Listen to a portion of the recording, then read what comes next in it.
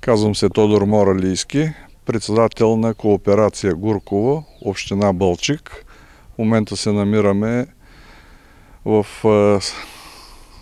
двора на кооперацията, пред един от навесите, където съхраняваме част от продукцията си. Фирма Пионер е един от лидерите при предлагането на семена за царевица и слънчоглед. Сътрудничеството ни е от много години. Аз лично вече 13-та година съм председател на кооперацията и всяка година ползваме семената на Пионер. Освен това, искам да отбележа, че винаги експериментираме с новите продукти, които се предлагат. От 2 години правим опити на семената за слънчоглед и царевица на фирмата и при нас дават много добри резултати. И винаги след това ги използваме в масовото производство, тези хибриди, които са дали добри резултати. При слънчогледа LE 19, 20 и 25. При царевицата основно 4 хибрида 9000, 9400, за царевичните хибриди Y37. Трябва да отбележа, че хибридите на Пионер дадоха в повече в сравнение с останалите хибриди на другите конкурентни фирми. При царевицата потенциала беше много по-голям, но в края на краищата приключихме при среден добив 530 кг сухозърно. При слънчогледа 250 кг е средния добив на кооперацията.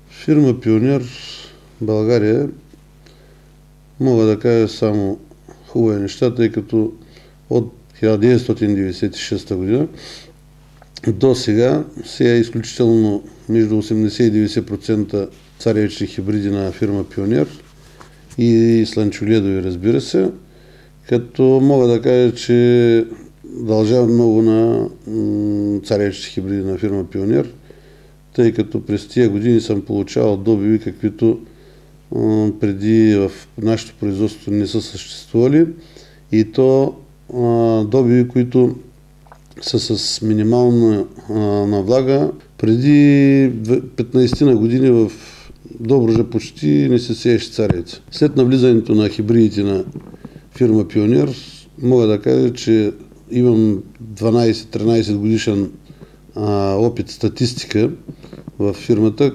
която показва, че средният добив от царевица е с 170 кг по-висок от средният добив пшеница. Това много добре подсказва, че царевичните хибриди на фирма Пионер са допринесли за една по-добра печалба в нашето производство. През производствената 2012 в производството бяха застъпени хибридите 9000, 94-94 и 95-78. Като най-добри добиви в тая екстремна година се получиха от хибрида 9578, добив от 770 кг.